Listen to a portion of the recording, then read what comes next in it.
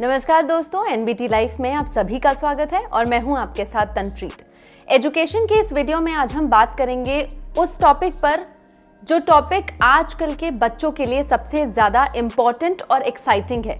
Topic ये है कि आजकल के जो बच्चे हैं वो 12th का एग्जाम देते ही सबसे पहले फॉरेन भागने की फिराक में रहते हैं, क्योंकि उन्हें जो अपनी आगे की पढ़ाई है वो फॉरेन में करनी है।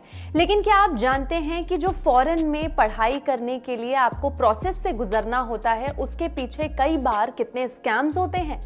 तो विदेश में करना चाहते हैं अगर पढ़ाई, तो इन स्कैम्स से रहे सावधान, और आज हम इसके बारे में आपको बताएंगे। आज के समय में बच्चे 12वीं पास करते ही विदेशों की तरफ अपना रुख करना शुरू कर देते हैं। विदेशों में पढ़ाई करने की चाहत हर स्टूडेंट की होती है, लेकिन विदेश में पढ़ने जाना इतना आसान नहीं होता। इससे पहले कई तरह की तैयारियां करनी पड़ती हैं और फेक संस्थाओं से भी बचकर रहना पड़ता है।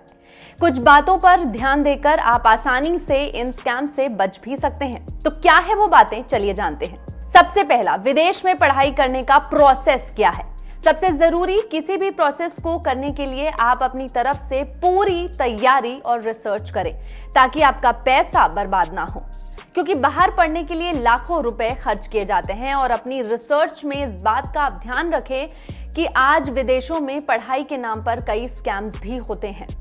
आपको इन स्कैम से बचने की जरूरत है, वरना आप बुरे फंस सकते हैं। तो इस स्कैम से बचने के लिए आपको क्या करना होगा, चलिए जानते हैं। सबसे पहला, प्रोसेस को अच्छे से समझना जरूरी है। विदेशों में अप्लाई करने का जो प्रोसेस होता है वो भारत से अलग होता है। यहाँ सिर्फ एक एंट्रेंस एग्जाम पर सब निर्भर होता है, जबकि पिछले कई सालों से परफॉर्मेंस पर भी ध्यान दिया जा रहा है। इसके अलावा आपको एक्स्ट्रा करिकुलर एक्टिविटीज, रिसर्च से जुड़ाव, रिकमेंडेशंस और ऐसे पर भी ध्यान दिया जाता है। ऐसे में आपको पहले इन सब की तैयारी करना बेहद जरूरी है।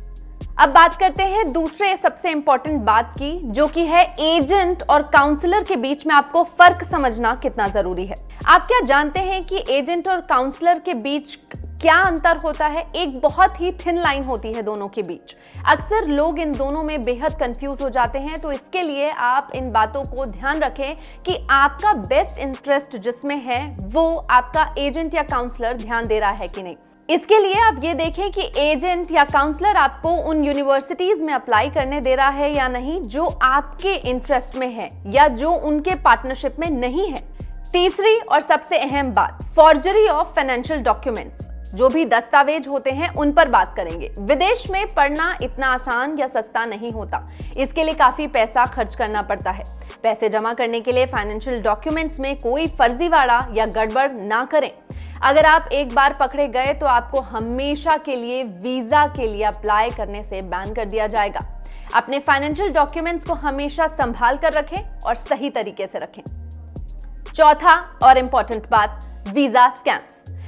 कई स्टूडेंट्स को एजेंट वीजा की गारंटी देने का वादा कर देते हैं, लेकिन सच ये है कि कोई भी एजेंट आपके वीजा पर कंट्रोल नहीं कर सकता।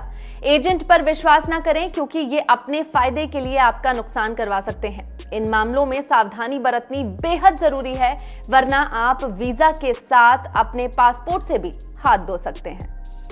तो विदेश में जो पढ़ना चाहते हैं उनके लिए सही प्रोसेस क्या है वो हम आपको बताएंगे। सबसे पहला, स्कॉलरशिप है आसान रास्ता। देखिए, जब भी आप किसी फॉरेन यूनिवर्सिटी के लिए अप्लाई करने जा रहे हैं तो उसका प्रोसीजर पढ़ें, उसके बारे में, उसके ब्रोशर से जानें, उसके सब्जेक्ट लिस्ट से जानें और बात करें उन लोगों से जो उस यूनिवर्सिटी से एसोसिएटेड हैं, जैसे कि एलुमनाई। उनसे आपको पता चलेगा कि जब आप उस पर अप्लाई करते हैं तो आप कितने % स्कॉलरशिप के लिए एलिजिबल है, और उसके बाद ही आप उस पर अप्लाई करें। दूसरा और सबसे इंपॉर्टेंट पॉइंट, एजुकेशन लोन। कई बच्चे ऐसे होते हैं जो आत्मनिर्भर बनना चाहते हैं। वो कहते हैं कि हम अपने पेरेंट्स से पैसे नहीं लेंगे। तो ये सबसे इंपॉर्टेंट चीज़ है कि आप एजुकेशन लोन लीजिए, और जैसे ही आपकी पढ़ाई पूरी हो जाएगी आप उसको रीपे करना शुरू कर देंगे। और जो यूनिवर्सिटीज़ होती हैं वो आपको साल से सवा साल का वक्त देती है, डिपेंड करता है आप किस यूनिवर्सिटी में जा रहे हैं, और वो पूरी एजुकेशन लोन के बेस पर आपकी पढ़ाई करवाती है, और इसके लिए आपको कोई भी परेशानी नहीं उठानी पड़ती। अब बात करें अगर तीसरे पॉइंट की, तो वो है पार्ट टाइम जॉब। आप जैसे ही फॉरेन यूनिवर्सिटीज में पढ़ने के लिए जाते हैं तो फॉरेन में एक कल्चर है जहां पर स्टूडेंट्स पढ़ाई के साथ साथ पार्ट टाइम जॉब्स भी कर सकते हैं। कुछ घंटों के लिए वो जॉब करते हैं और उसके बदले में उन्हें पे मिलता है, जिससे वो अपना रेंट या जो आने जाने का खर्चा है वो आराम से निकाल सकते हैं। तो ये पार्ट टाइम जॉब आपको बिजी भी रखता है और आपको कई सारी चीजें जानने में मदद भी करता है।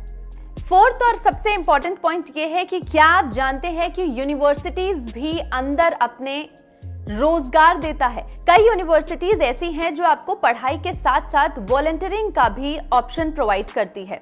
तो अगर आप कुछ ऐसे कोर्सेज कर रहे हैं जैसे कि डिप्लोमेसी हो गया, इंटरनेशनल रिलेशंस हो गया, MBA हो गया, इनमें आप वहीं यूनिवर्सिटीज में एडमिन का जॉब या उससे आपके सब्जेक्ट से रिलेटेड जॉब भी आप वहां पर अप्लाई कर सकते हैं एज अ वॉलंटियर। इससे क्या होगा, आप पढ़ाई तो करेंगे ही, आपको प्रैक्टिकल नॉलेज भी बेहद आसानी से मिल जाएगा। तो जो बच्चे जैसे ही 12th के बाद बाहर जाने का सोच रहे हैं या वो लोग जो अपने पोस्ट ग्रेजुएशन के लिए या कुछ एक्टिविटीज करने जाना चाहते हैं बाहर और पढ़ने का सोच रहे हैं, उनके लिए सबसे ज़रूरी है कि वो अच्छे तरीके से रिसर्च कर लें और जो मैंने बातें बताई उनको ध्यान में रखें। अब अगर आपके कुछ कमेंट्स हैं या सजेशंस हैं या क्वेश्चंस हैं तो वो आप मुझे कमेंट बॉक्स में बता सकते हैं, लेकिन उससे पहले आपको NBT लाइव को सब्सक्राइब करना होगा ताकि कोई भी ऐसे इंपॉर्टेंट एजुकेशन के अपडेट्स आपसे मिस ना हो जाएं। तब तक के लिए मैं तनप्रीत आपसे विदा लेती हूं।